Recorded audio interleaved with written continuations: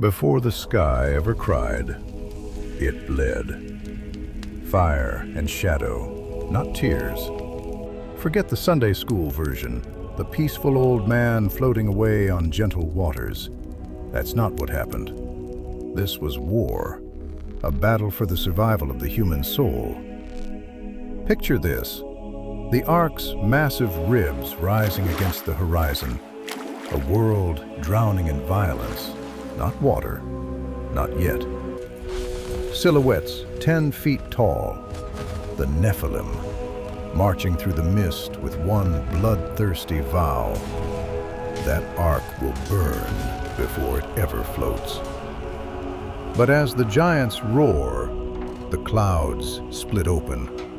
A celestial warrior descends, wings ablaze with silver lightning, standing alone between God's promise and the fury of the fallen. This is the chapter they erased. The angel who fought the children of his own brothers to buy humanity one last second of mercy.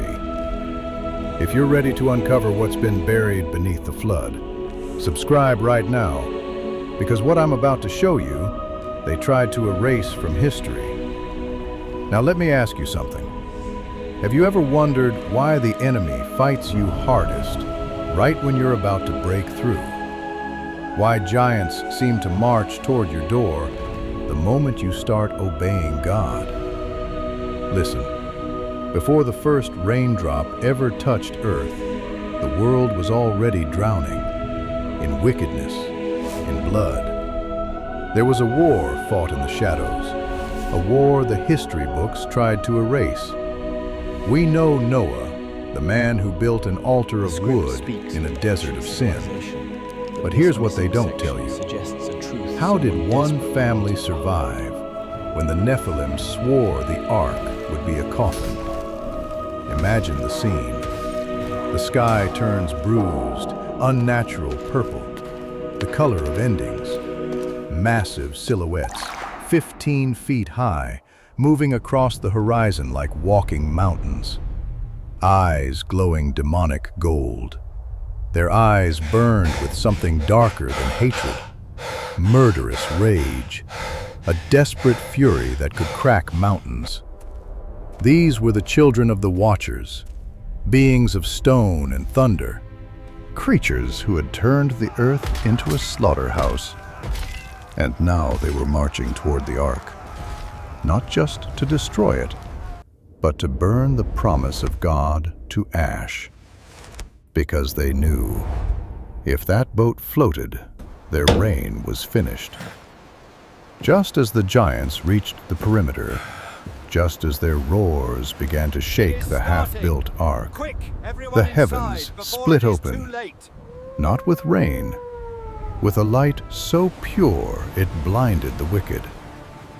One single angel, radiant as a dying star, burning with a sorrow that could melt mountains, descended from the throne of the Most High to stand in the gap. Sent not to annihilate the giants, judgment belonged to the water, but to protect the promise, to ensure the seed of humanity would not be extinguished before mercy could finish its work. This is the story of the guardian who stood between God's patience and the fury of the fallen.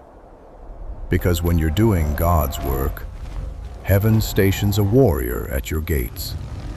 No giant of debt can overcome. No giant of sickness. No giant of the fear that your children may never come home. Before the world drowned in water, it drowned in violence. The sky still shone blue. The sun still burned gold. But peace was a distant memory, because the Nephilim ruled everything. Beautiful, wise, powerful, saviors in the eyes of the weak. Until that admiration became slavery. They demanded worship, carved their names into mountains, built altars to their own pride. And when they exhausted the earth, the book of Enoch tells us they turned to flesh, devouring beasts, birds. Then the very people who once praised them as gods. Their hunger knew no end. And in heaven, the faithful angels watched in grieving silence, remembering the day their brothers fell. God's voice echoed through the stars, declaring his creation had been corrupted. Yet even in his pain, the Almighty waited, because mercy always comes before the hammer falls. But even mercy has a limit. But far above the veil of clouds, one angel stood before the throne, a being older than the mountains themselves, one who had known the fallen watchers as brothers, who had wept when they chained themselves to earth for mortal love. God looked upon this warrior. A mutual pain passed between them.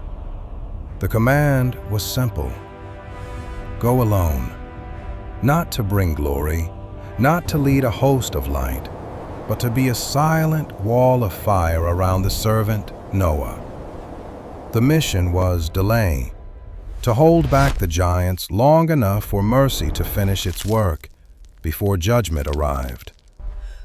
His descent split the heavens, like the birth of a cosmic storm, wings unfurling across the sky like rolling thunder, valleys flooded with the sound of eternity breaking through. Noah fell to his knees, not in worship, in terror, because he witnessed a glory no mortal was ever meant to see. Wings blazing with silver fire, eyes that held the weight of 10,000 years. And in that moment, Noah understood. This protection was not for his comfort. It was for the preservation of the future. While across the valley, the giants moved through the mist like tectonic plates shifting, their weapons forged from stone and iron, their roars sending flocks of birds fleeing into panicked skies. They were desperate because they had seen the visions of their own end, dreams soaked in water and silence. And they knew if this one man finished his obedience, then, in a heartbeat, the earth fell silent. A silence so heavy you could hear the breath of creation itself holding still. The giants froze mid-stride, because standing in their path was a single figure, radiant, unmoving, utterly unflinching. His wings stretched wide enough to cast shadow across the entire valley, a canopy of celestial light that declared to every power of darkness, "You've reached the limit of your reach." The angel looked upon the Nephilim, these tragic children of his fallen brothers, and whispered a lament for how far they had fallen from the grace of their fathers. But Og stepped forward. His voice thundered with defiance that shook the trees themselves. "Why would a slave of heaven protect worms of the earth instead of his own blood?" The angel's gaze never wavered. His voice came calm as the eye of a hurricane. "I stand here because mercy still lives, because heaven has not forgotten how to love the broken. And just as that angel stood for Noah, God is standing for you today. Right now, in the battle you're facing, the giants growled in fury, and the first blow was struck. A tree torn from the earth swung like a club against a shield of light. The battle before the rain had begun. When God draws a line in the sand, not even the strongest giants of hell can cross it. But what happened next in that impossible fight would reveal something about heaven's warriors that most believers have never been told. And as he looked upon them, he felt something angels rarely know: grief. The deep, aching sadness of a brother watching his own family choose destruction. These Nephilim were the Caught tragic between children of worlds. watchers who had once stood beside him in the courts of light. I am the rightful He whispered a ruler of lament this that realm, echoed through and I will every show spirit no within hearing mercy. distance. Why would a slave of heaven How protect far worms you of have the earth fallen. instead of his own blood? Pride is a blinding spirit, and Og, king of the giants, stepped forward.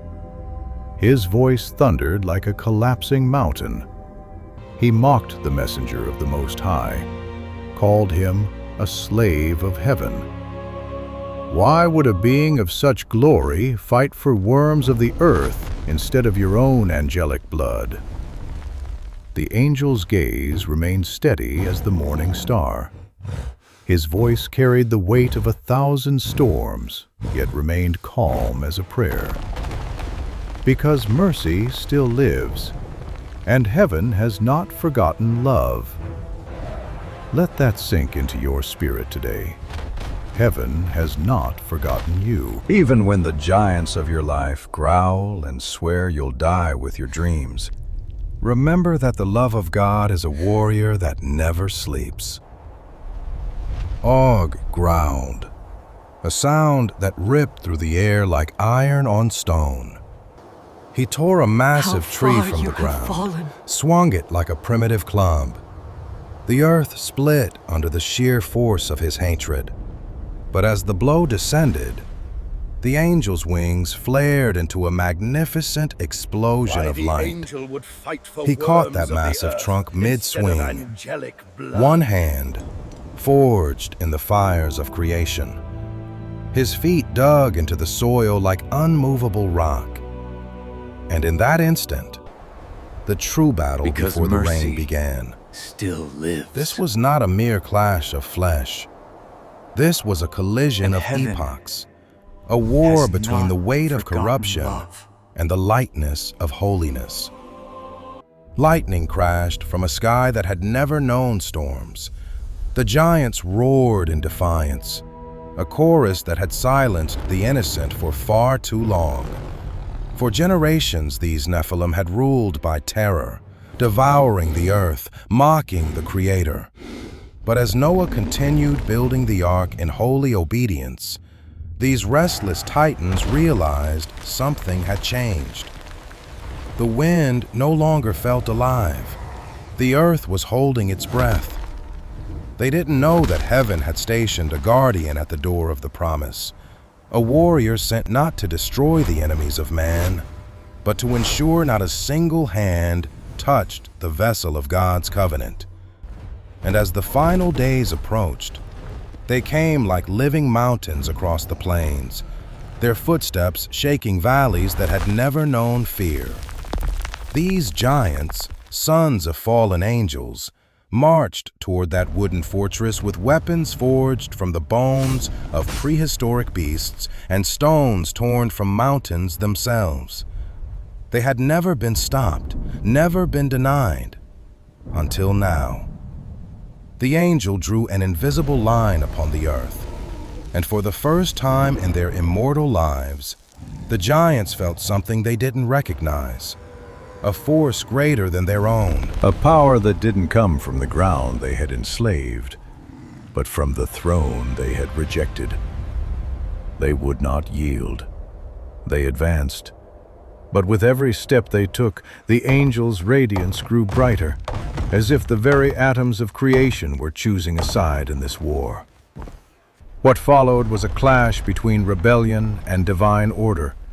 Every strike from a giant sent shockwaves through the earth that could be felt in the core of the world. Every burst of light from the angels shattered the shadows of the fallen. But here's what you need to understand. This wasn't a battle of annihilation. It was a battle of restraint. The angel's mission wasn't to kill. It was to preserve. He held back his strength even as he unleashed it, making this a sacred test of obedience itself. The giants fought with fury that could tear continents apart, but the ark stood untouched. Because when God is your architect and your protector, no weapon formed against you will prosper. The war ended not with the angel's sword, but with the arrival of judgment itself.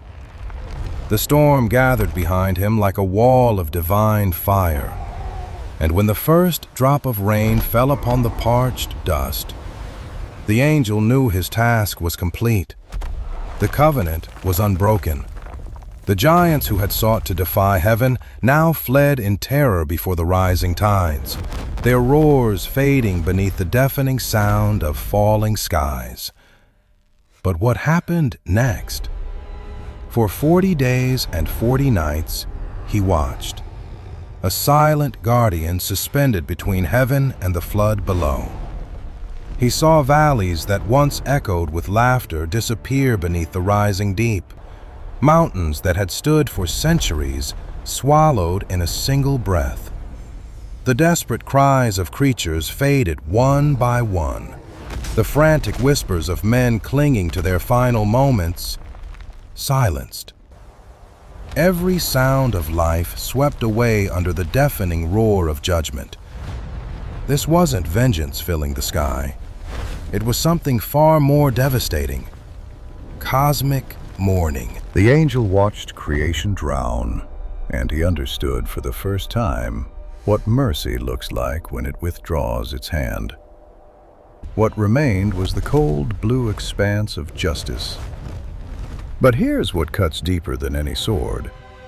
Even in the midst of divine judgment, he could see traces of innocence scattered across the water, faces of children who never had a choice, dreams of young men who never understood what went wrong, hearts that beat with hope until the very last second.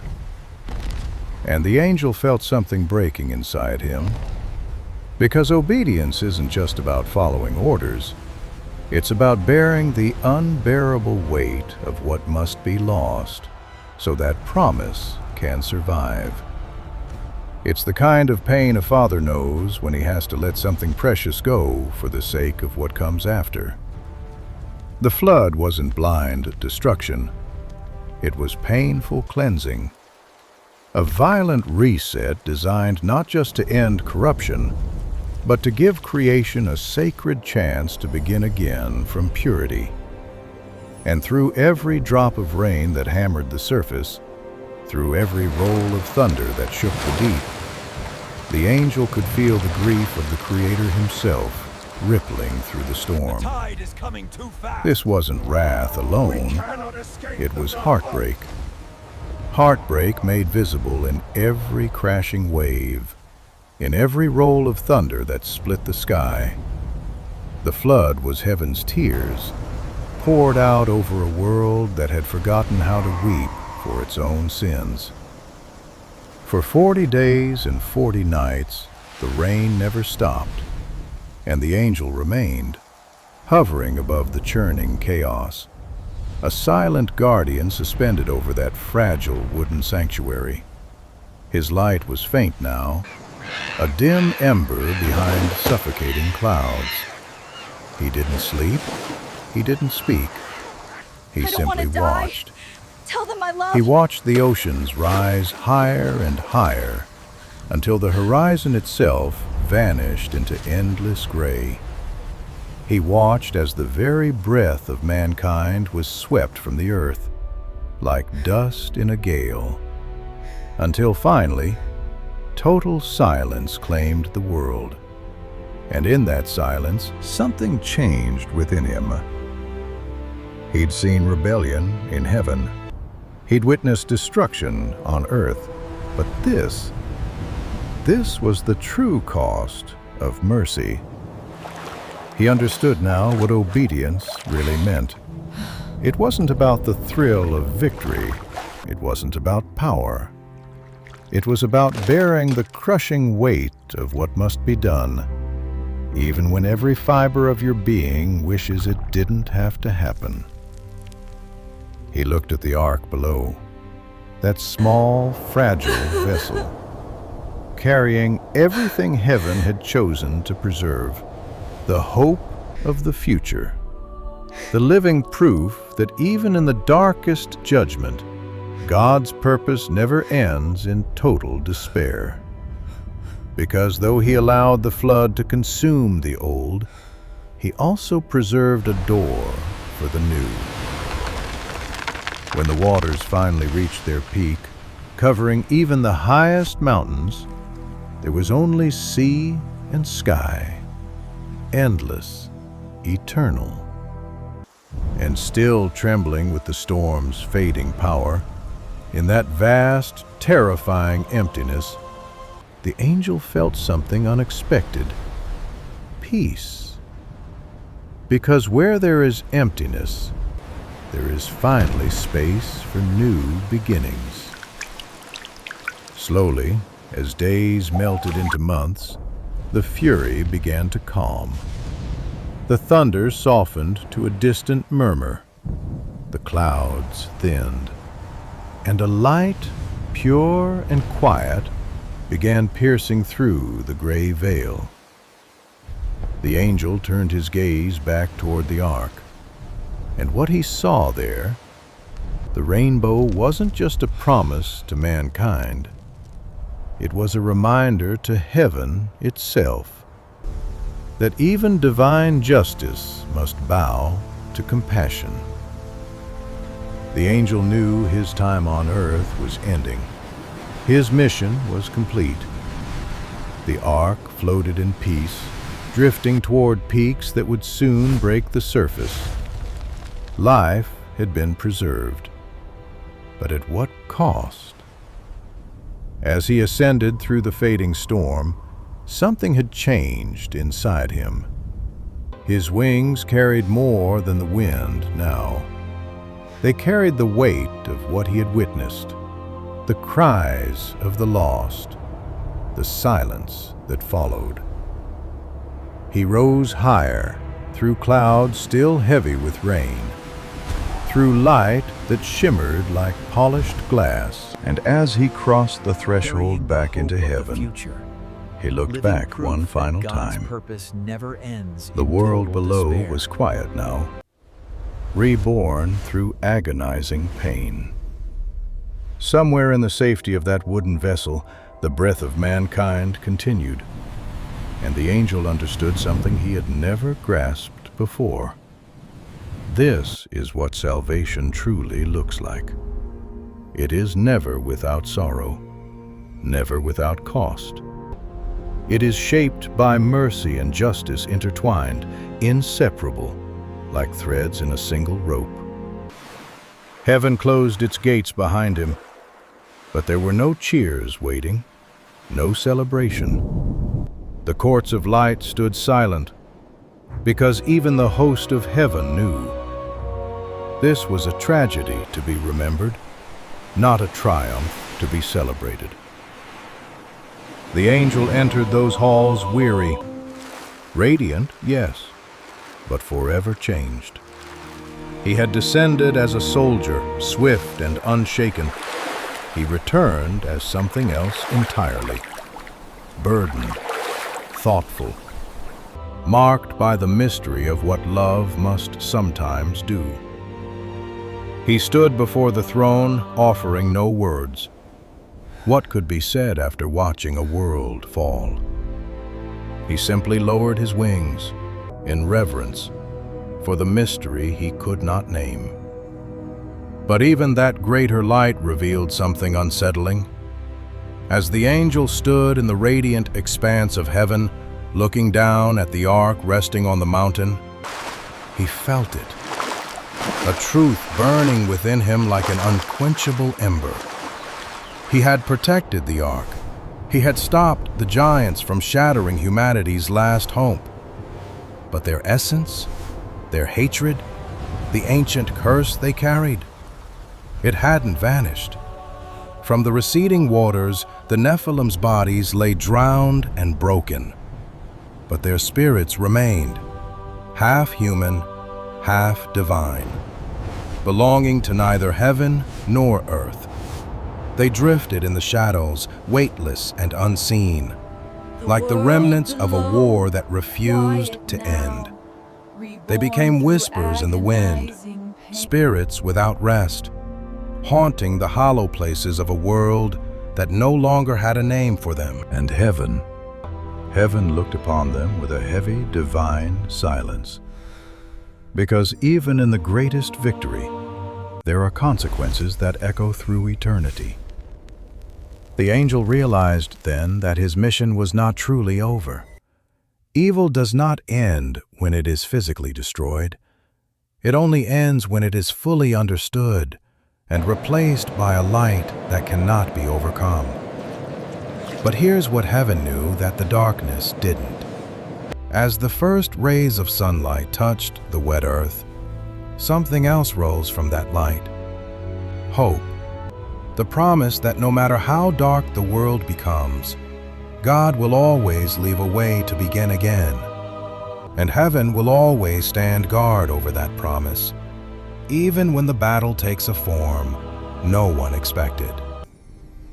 From the radiant expanse of heaven, the angel looked down one last time. Below, the quiet, sodden world, the ark resting on the jagged peak of Ararat, the first rays of a new sun touching wet, dark earth. And in that shimmering reflection, he saw something rise like incense. Hope.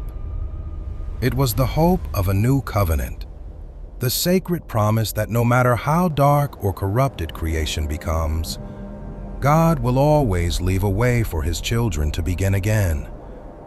And so the angel finally turned away, ascending higher into the heart of heaven, where light meets eternity. He carried no sword now, no shield, only the heavy, precious weight of memory. The memory of a world once judged and now redeemed. The memory of a battle that had cost heaven its own tears. In that quiet ascent, one truth echoed through the celestial realms, not shouted in triumph, whispered in reverence.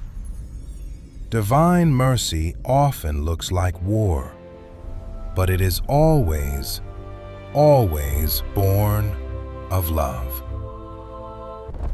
When the waters finally receded and the ark came to rest, heaven was silent, but the earth was not.